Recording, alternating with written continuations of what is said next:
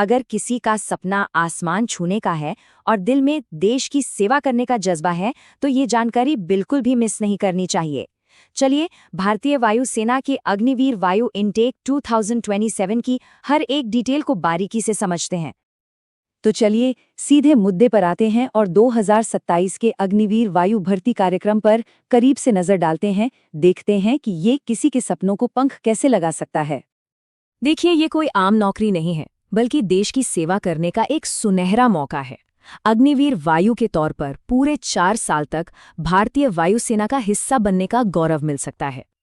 अच्छा, सबसे पहली और सबसे जरूरी बात, तारीखें। इन तारीखों को कहीं नोट कर लेना बहुत जरूरी है, क्योंकि ये मौका हाथ से निकलना नहीं चाहिए। ये रहा पूरा टाइमलाइन। ध्यान देने वाली बात यह है कि 12 जनवरी को आवेदन शुरू होंगे और 8 फरवरी को ही बंद हो जाएंगे।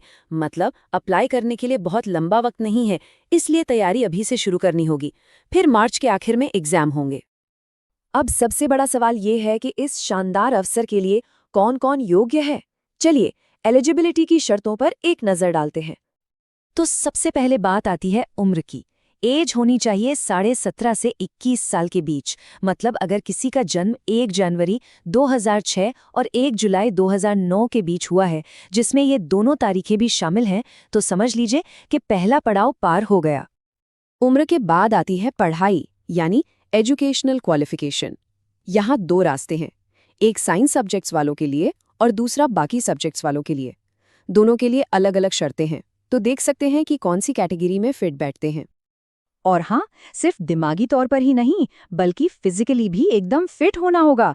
यहाँ पुरुषों और महिलाओं दोनों के लिए जरूरी फिजिकल स्टैंडर्ड दिए गए हैं। हाइट से लेकर दौड़, पुशअप्स और स्क्वाट्स तक सब कुछ शामिल है। तो अगर कोई इन सभी शर्तों पर खरा उतरता है तो बहुत बढ़िया। अब अगला और सबसे अहम कदम है एप्लीकेशन प्रोसेस। अप्लाई करने के लिए एक छोटी सी फीस है, 550 रुपए प्लस 18% GST। ये सभी के लिए एक समान है और इसका पेमेंट आसानी से ऑनलाइन हो सकता है। एप्लीकेशन की प्रक्रिया भी काफी सीधी साधी है। बस इन 5 सिंपल स्टेप्स को फॉलो करना है और आवेदन पूरा हो जाएगा। ध्यान रहे, आखिरी तारीख 8 फरवरी 2026 है। फॉर्म भरने के बाद असली सफर शुरू होता है, सिलेक्शन प्रोसेस का। और ये कोई आसान सफर नहीं है, यह एक मजबूत प्रक्रिया है जिसमें कई चरण हैं और जो बेहतरीन उम्मीदवारों को ही चुनती है। सबसे पहले होगा एक ऑनलाइन टेस्ट, उसे क्लियर करने के बाद फिजिकल फिटनेस टेस्ट, फिर मेडिकल एग्जाम और उसके बाद 2 अडेप्टेबिलिटी टेस्ट भी होंगे। मतलब हर लेवल पर उम्मीदवार की क्षमताओं को परखा जाएगा। अच्छा, इतनी सारी मेहनत के बाद मिलेगा क्या? चलिए अब बात करते हैं सैलरी और उन फायदों की जो भारतीय वायुसेना में शामिल होने पर मिलते हैं।